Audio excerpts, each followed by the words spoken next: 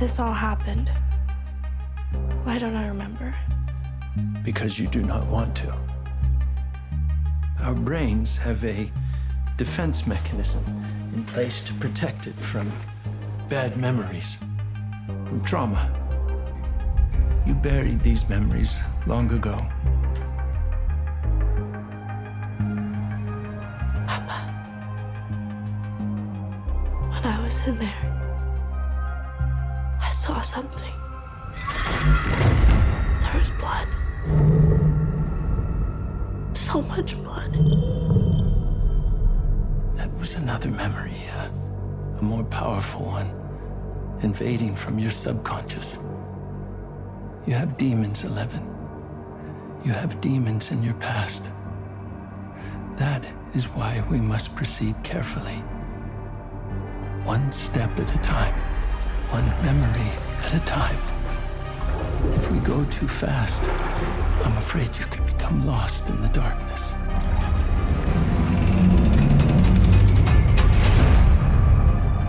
And if you were lost, so are we all. Stranger, danger, talking stranger things. Together, forever, we're loving stranger things. It's Stranger Things Forever. Rewatching season 4 from the start to the finish. It's Stranger Things Forever. Every podcast we do will cover just 10 minutes.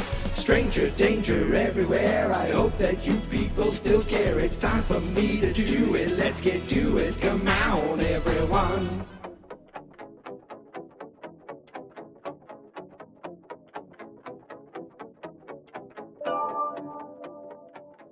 Greetings, stranger friends, and welcome back again today to another episode of Stranger Things Forever.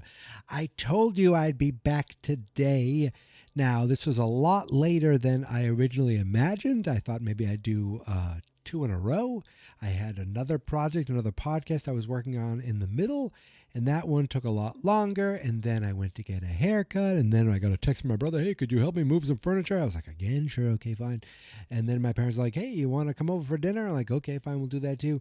And then my wife's like, hey, come in here and read. And my dog's like, I want to go for a walk. And I was like, I want a podcast about Stranger Things. Why can't you people, and then I actually didn't say that. But it led me to finally getting back to recording to you. It's about 10:30 p.m. on the East Coast right now as I am recording today's second episode. Last time we finished out the Nina Project, and today we're jumping into the first 10 minutes of the dive. But before we get there, before we get to chapter 6, I have a question for you. What are you doing on New Year's Eve? I thought I knew. Usually New Year's Eve is we go get some Chinese food, and then we watch a movie and we chill. It's pretty much like we don't go out. We're not usually like, there's no usual parties. At least, I mean, maybe there are, just we're not invited. I don't know. But we're pretty much homebodies, and we end up watching New Year's Rockin' Eve. We enjoy it. We make fun of it. It's corny, but we like it. And then my wife falls asleep. I usually read or do something, and then I wake her up so we can watch the ball drop together and give a little Happy New Year.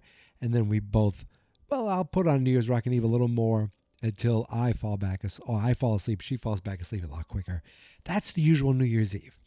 This year, it's a little different, because what I thought I'd be doing is most of what you're hearing, and then, you dozed off? Boom, jumping over and watching the big finale of Stranger Things. Now, I'm thinking my wife might actually let me just go watch it right away, because, it's a pretty big deal, and she knows how long I've been working on this project, and, it's a pretty big deal as just being a fan of the show. Now, the timing for it to be on Netflix is 5 p.m. Pacific time. Well, guess what? I've never been in the Pacific time. I am on the East Coast of the United States of America in Massachusetts, where it will be 8 p.m. Now, here's the thing. So I figure that at 8 p.m. I will be sitting on my couch watching Stranger Things intently, never getting up unless my dog needs me for something until the episode is over, and then probably get started on getting the finale of Stranger Danger 5 out to you guys. That at least is what I assume the tentative plan would be. But I have to ask you,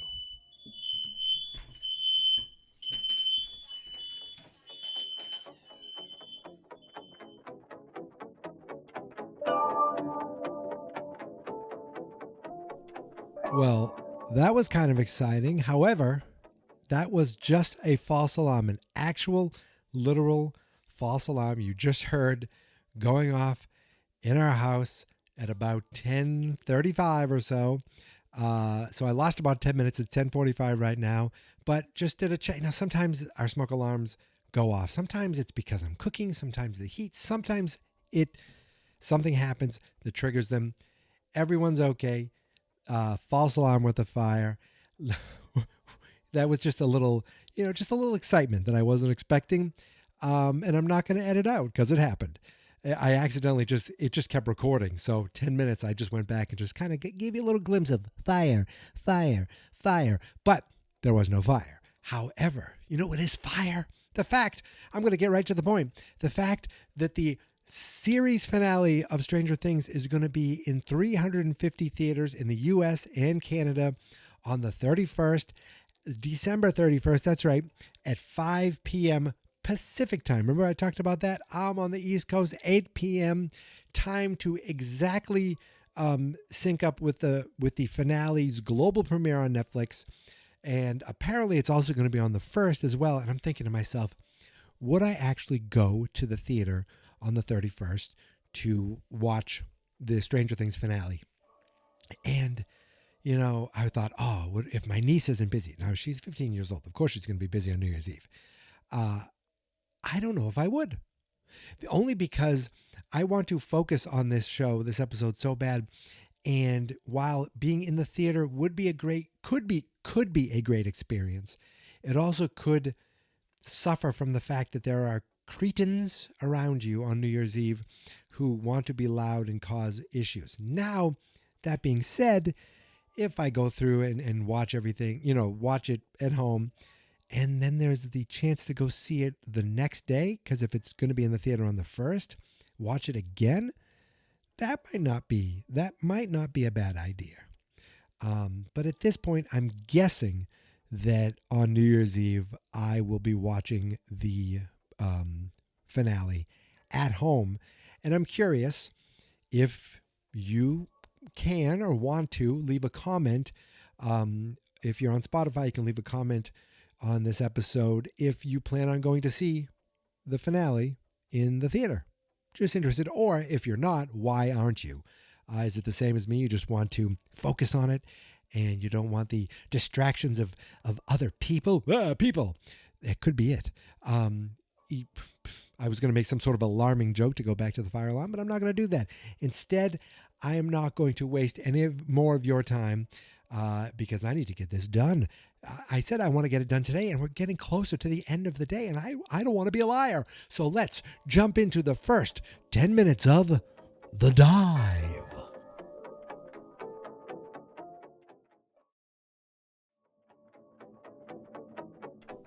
So The Dive starts off in Hawkins. We see police cars racing down the street, and they pull up. We don't know exactly where they are yet, but we see Chief Powell get out, and he walks over to, it's not Jason, it's not Patrick, the other kid, the kid I never remember his name, the prick who never takes his hat off, and he looks shook. And Powell asks him, where is he? They rush out to the back, and they see Jason sitting there. There's blank look on his face. He seems to be in shock.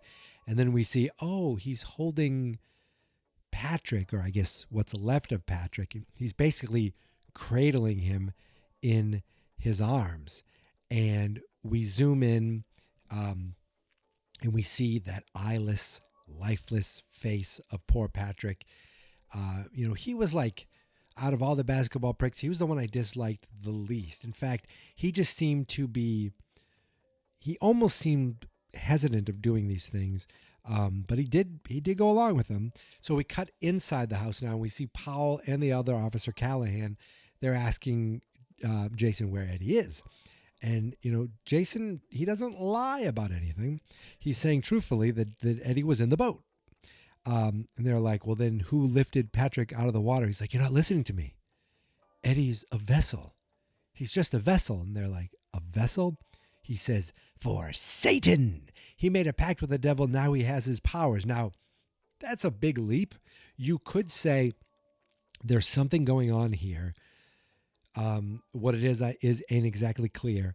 Like, there's something dangerous, there's something magical, there's something demonic, you could say. But the fact that he's very much like he made a pact with the devil and now he has his powers seems just very much like a conclusion has been jumped to, that he knows exactly what's going on. And the officers are looking like, did this boy lose his marbles? And Jason senses this. He looks at him, he's like, you don't believe me? And they're like, we're just trying to, process everything, all of this, if that's all, okay? And he says, he sees the way they're looking at him. He's like, how do you expect to stop the devil if you don't believe he's real? That's actually a great line. So we cut out back, and we see police are everywhere, in and out of the water, looking for Eddie. We follow a boat go by, and then we go under the water. The camera goes under the water, below the surface. And I'm thinking, has Eddie been holding his breath all this time? But no, we see a little fish just swimming along. And then, pa-chow, all of a sudden, out of nowhere, a tentacle grabs the fish and pulls it under as we go to the opening credits. And then, after the credits, we cut to some undisclosed location. Some kind of boiler room or interrogation room. I don't know exactly where we are. But we see that agent, the one of Owen's men. One of Owen's men, I almost said men's. He was the one that was taken in California, not the one who got shot and stayed with the kids during the California ambush. He's strapped to a chair. He looks busted open pretty good. And he has a couple men standing over him, guarding him. And then up walks Lieutenant Colonel Jack Sullivan. He's like the adult prick, while Jason is the youthful prick. And he goes up to him. He's like, I can make it stop. I can make the pain go away. Where's the girl?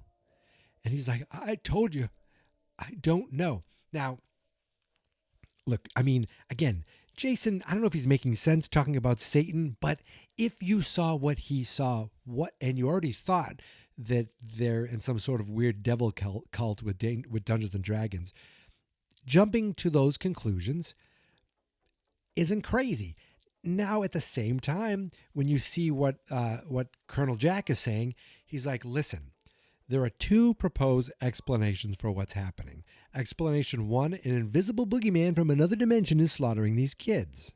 Explanation two, Dr. Brenner's special little pet has gone rogue again, and he and his lackeys are now seeking to cover it up, perhaps in hopes of selling their pet to the Soviets. Now, when you put it that way, when you say it out loud, again, it almost seems like he has a point. Like, which explanation sounds more plausible? The girl that we know was trying to be bred as some sort of weapon to spy on Soviets. Now maybe they're covering up in hopes of selling their pet to the Soviets. I don't know what that has to do with slaughtering these kids again while she's in California. So it's weird because what he says logically over there with Brenner and the special project gone rogue, okay, but she's in California. How's that doing anything to Hawkins? What he says about a magical invisible boogeyman doesn't make any sense really, except something is slaughtering these kids. How could it be the girl in California? And yeah, guess what? You big dummy, it is the invisible boogeyman from another dimension. So, who's going to have egg on their face at the end of this? But Powell asks him again, where is she? And the agent, he just kind of looks away. He averts his eyes like you're never going to get it from me. So Powell just walks away, and the guards pick Wallace up, and they shove him standing into this metal box like he's a nerdy freshman in some 80s high school movie. And Wallace is like, no! And I have to say, when I was in high school, my lockers, they were never human sized. Like, that would seem luxurious to have a locker big enough to actually be stuffed into. Not that I'd want to be stuffed in it, but if you were going to get stuffed in one, hopefully it's big enough that your shoulders don't get, jammed up. So we cut away from wherever they are, and we go to the Nevada desert. We find 11 sitting crisscross applesauce on a bed. I feel like I'm talking extra fast, more fast than usual. I think because the fire alarm got me all hopped up, and also because it's late and I want to get everything I wanted. I took a little notes and I want to get it all out to you guys before the end of the day, which is only an hour and 5 minutes away. I'm going to guess it's the caffeine that you see that? That's a little diet soda caffeine, and also the fire alarm that fired my alarm. That doesn't make any sense, but here we go. So 11 is sitting, as I said, cross-legged on a bed. She looks at the suit across the room from her. It's the Nina Project suit, the suit to get into the tank. And we cut to her in some lab with Brenner looking at CAT scans of, I'm guessing, 11's brain. And he's talking about, what happens to the mind when someone has a stroke. It scrambles the mind to the point where some people forget how to do things. He believes that her signals were scrambled in much the same way when she was attacked last year, which was in the cabin, right? That's what kind of did everything. Was it, right? Wait a minute. Was it the cabin? No, because she still attacked the thing in the mall, but maybe that was it. I don't remember. I know she was having trouble then. And just as a stroke victim, can learn to walk again, he believes that, that her powers can be returned fully. They're still in here. He's like, in her head. He just needs to remember. And then he gives her a little boop on the nose, which it's like, I don't know. That just felt like a power move that I thought was friggin' creepy. And while he's talking to her, we're also getting glimpses of her heading down a hallway in the Nina suit. Looks like she is going to be getting back into the tank. But before we get there, we see Brenner bring her into the video store. Apparently there's a video store on campus. He brings her into this room, and he's like, at my lab, because this isn't the same lab, so they had to have everything trucked out of the Hawkins laboratory. Everything that ever happened in the lab was captured on videotape. Every success, every failure, every Christmas party, every ice cream social, all of it there on video cassette. And he says, using these tapes, the tank, that weird bath helmet, bathing cap, whatever it is, with all the doodads, and shooting what appears to be applesauce into 11's veins. I don't know. That's the first thing I thought of when I saw it.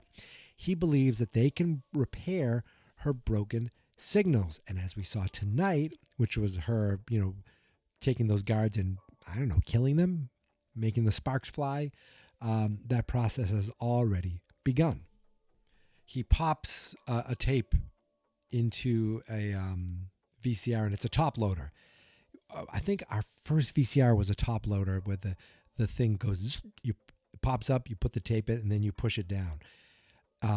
That was before automated loaders where you push it in the front and the tape, gets pulled in, which is more convenient for space-wise, but I feel also does lend to, something like that malfunctioning and tapes getting caught more. So he pops the tape in, and we see, that sweet, kind, orderly, just that innocent boy hooking 11 up to that light bulb test that we saw her re-experience in the tank, previously. And 11 has a good question. She's like, this all happened. If this all happened, why don't I remember? And he tells her, because you do not want to. He said the brain has a defense mechanism that's protecting you from bad memories, from trauma. You've buried these memories. And she says, Papa, when I was in there, I saw something. This is the clip I'm going to play at the beginning. I was going to play the Jason clip, but this clip is way better. There was blood, so much blood. And he says that was another memory, a more powerful one, invading your subconscious. You have demons, 11. You have demons in your past. This is why we must proceed carefully, one step at a time, one memory at a time. If we go too fast, I'm afraid you could become lost in the darkness. And if you're lost, so are we all. He can't even say we're all lost. He has to say, so are we all, like very Shakespearean sounding to me. Now, it's funny. He says, you have demons, 11. You have demons in your past. It makes it seem like you have demons in you, in your head, like in your psyche, in your temper, something. But literally, what he's actually telling her is you have a demon in your past, and it's got blonde hair and a cute, innocent smile. But don't be fooled by it. But he can't tell it. Like, he knows what happens, but he has to let her experience it to trigger whatever, magic he thinks can happen with this tank. So as he's finished saying, if you are lost, so are we all, we see the closing of the tank. 11 goes inside the tank. The videos fire up. She's sealed in, much like Darth Vader gets sealed in when his helmet comes off to take a bath or something. And then her eyes close. And we leave the Nevada desert and we go back to Hawkins for the final moments of this 10 minutes. We're at a construction site for a moment, and one of the workers there really needs to make a poop. So he has to go make a number 2. So he leaves his belt and is with a walkie-talkie right outside the porta potty. Thankfully, Eddie's like, zoinks, goes up, sneaks up, takes the walkie, runs off into the woods. And then we jump over to our Hawkins heroes who are all in the Wheeler-mobile, where pretty much Robin kind of takes the charge of worrying about, things for everyone. Like everyone's probably worried about the same thing, but she has no problem like verbalizing it. She's like, not to be a wimp, but can I just stay in the car? She doesn't want to be in the car for this visit because this is going to royally suck. Nancy's like, it's going to be fine. Robin says she can't take seeing Eddie's doe eyes break again. She really, really can't. She doesn't want to tell him this news, and Steve's like, well, maybe at least he can drink himself to feel better. And he holds up the beer, and Max is like, that's what my mom does. You can see Lucas give her a look like, oh. And Robin, tries to think of how can they actually break this news to Eddie. It's like, good news. We have some junk food for you. We have some beer, and we found Vecna. But the bad news is he's in that other darker, much scarier dimension, and he's got the gates closed, so we have no way of getting to him. He's entirely shut off from us, so basically we're screwed. Oh, that's it. They're screwed, but that's where we leave off.